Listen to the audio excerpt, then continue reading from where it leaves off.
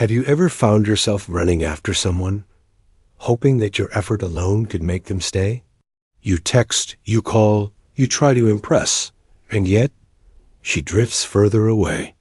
There's a hollow ache in that desperation, a silent pain that gnaws at your confidence. But what if I told you that the very act of chasing is what pushes her away, and that real attraction doesn't come from pursuit? That the key to being desired isn't in your chase, but in your presence. This message isn't for everyone.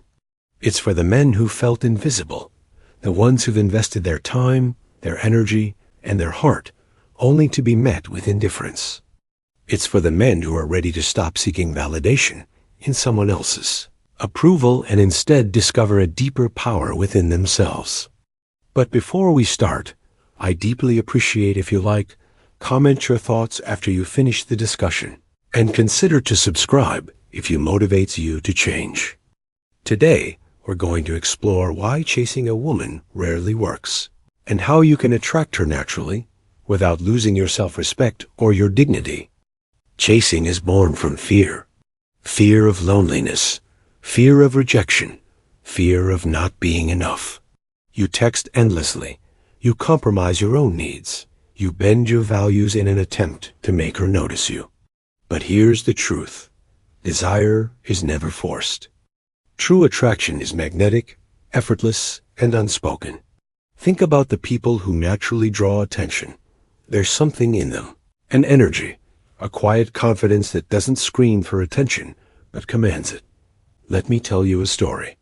A man I once knew spent years trying to win over a woman.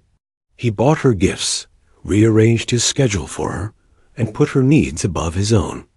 And yet, every attempt felt like a step backwards, like he was losing himself more than winning her heart. Then one day, he stopped.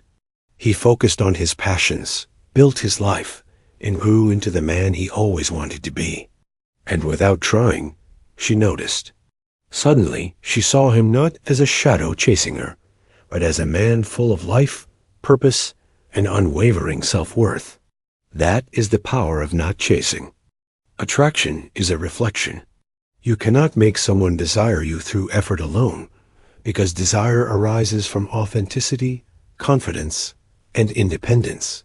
When you stop chasing, you reclaim your time, your energy, and your self-respect. You build a life so full of meaning, joy, and passion that others can't help but be drawn to it. Women are naturally attracted to men who are whole on their own, men who have dreams, ambitions, and a sense of self that isn't dependent on external validation. The more you chase, the more you show a lack of these qualities. The more you live for yourself, the more irresistible you become. Imagine a life where you no longer waste nights thinking, "Why doesn't she notice me?"